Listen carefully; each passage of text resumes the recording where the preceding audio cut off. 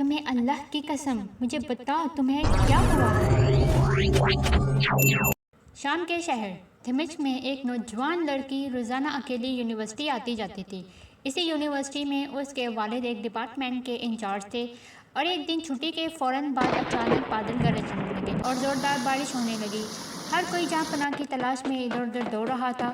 سردی کی شدت بڑھنے لگی، آسمان سے گرنے والے اولے لوگوں کے سروں پر برسنے لگے۔ یہ لڑکی بھی یونیورسٹی سے نکلی اور جہاں پناہ کی تلاش میں دوڑنے لگی۔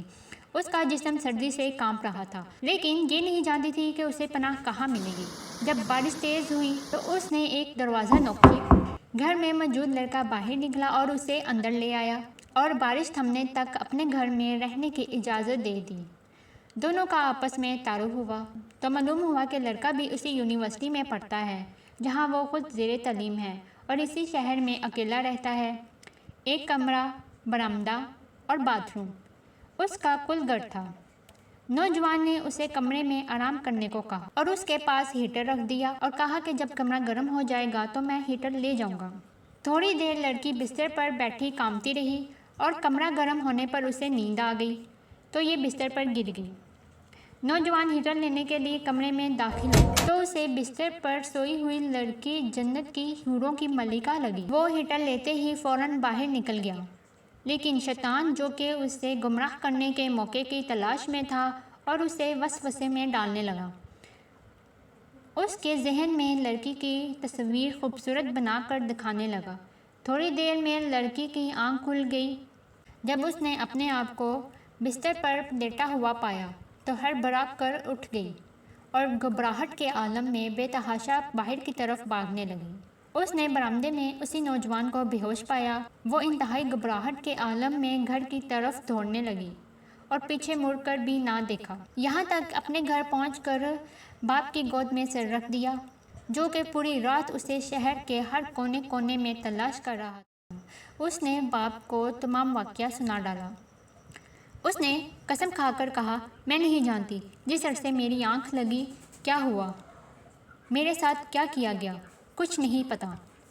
اس کا باپ انتہائی غصے کے عالم میں اٹھا اور یونی پہنچ گیا اور اس دن غیر حاضر ہونے والے طلباء کے بارے میں پوچھا تو پتہ لگا ایک لڑکا شہر سے باہر گیا ہے اور ایک بیمار ہے، ہاسپٹل میں داخل ہے۔ باپ ہاسپٹل پہنچ گیا تاکہ اس نوجوان کو تلاش کرے اور اس سے اپنی بیٹی کا انتقام لے۔ ہاسپٹل میں اس کی تلاش کے بعد جب اس کے کمرے میں پہنچا تو اسے اس حالت میں پایا۔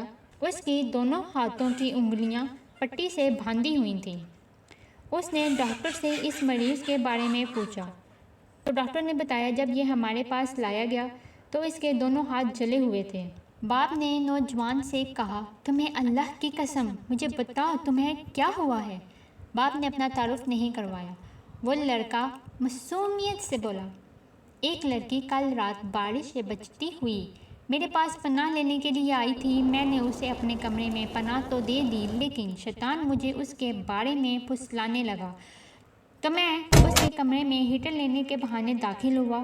وہ سوئی ہوئی لڑکی مجھے جنت کی حور لگی، میں فوراً باہر نکل آیا، لیکن شیطان مجھے مسلسل اس کے بارے میں پھسلاتا رہا اور غلط خیال میرے ذہن میں ڈالتا رہا۔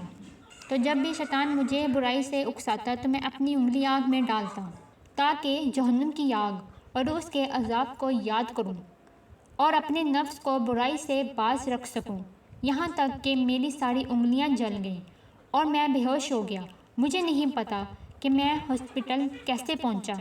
یہ بات سن کر باپ بہت حیران ہوا، بلند آواز سے چلایا، اے لوگو، گواہ رہنا، میں نے اس پاک سیرت لڑکے سے اپنی بیٹی کا نکاح کر دیا ہے۔ سبحان اللہ، یہ ہے اللہ سے ڈرنے والوں کا ذکر۔